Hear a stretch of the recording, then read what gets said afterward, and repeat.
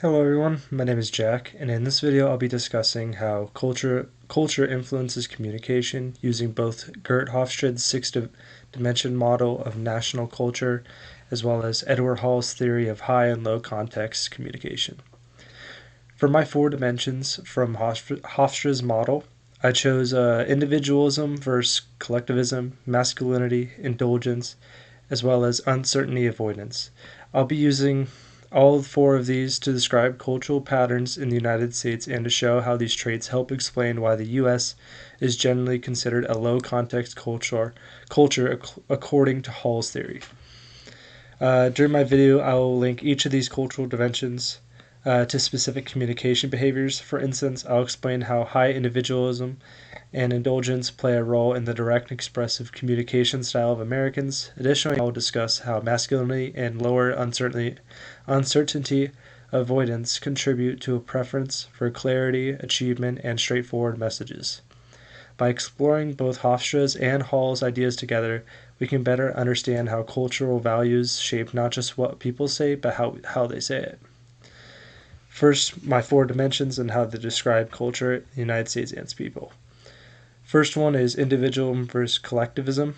The United States ranks significantly high in individualism, scoring 91 according to Hofstra's insights in 2023. This indicates that Americans place a strong emphasis on independence, personal freedom, and self-reliance. Individuals are encouraged to stand on their own 2 feet, per se, and pursue their own personal goals. This individualistic mindset is evident across various aspects of life, from education to business, where personal achievements are often rewarded over group accomplishments. Expressions such as "be yourself" and "follow your dreams" embody this belief in personal responsibility.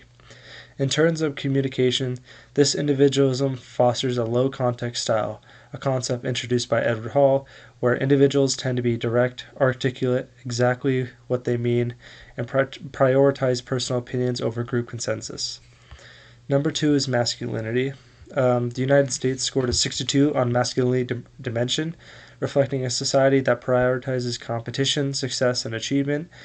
In American culture, success is often defined by career advancement, recognition, measurable outcomes, concepts commonly associated with the American dream. This competitive mentality fosters innovation and ambition, yet it can also contribute to a fast-paced, high-pressure environment in the workplace. Individuals strive to excel and are frequently motivated by reward and accomplishment, as well as acknowledgement. Due to the strong focus of results, communication in the U.S. tends to be assertive and task-oriented, a characteristic consistent with a low-context culture where clarity and efficiency are paramount. Number 3, indulgence. The United States scored a 68 on the indulgence scale, indicating a culture that promotes the enjoyment of life, freedom of expression, and leisure. Americans tend to believe in the importance of pursuing happiness and satisfying personal desires, as evident by the emphasis on entertainment, personal fulfillment, and culture. This indulgent outlook fosters a positive and expressive communication style. People frequently smile, employ open body language, and prioritize friendliness and enthusiasm in social interactions. This culture inclination also explains why the U.S. often champions self-expression through various forms of art, fashion, and lifestyle choices. Lastly, uncertainty avoidance. The United States scores a 46 on uncertainty avoidance, indicating that Americans are relatively comfortable with ambiguity and change. This flexibility fosters innovation, entrepreneurship, and adaptability. Individuals in the U.S. often embrace risk by starting new businesses, changing careers, or relocating in search of better opportunities.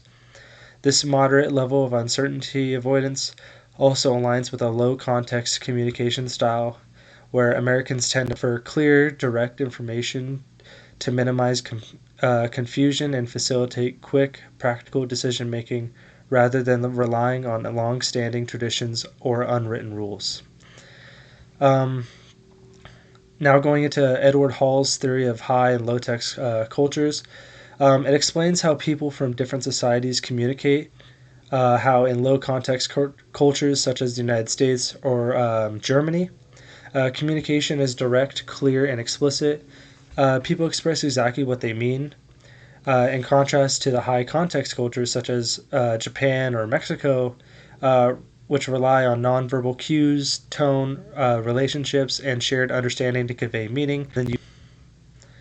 Um, Now going into the MIT articles, I personally chose the Identity and Difference article out of the MIT catalog.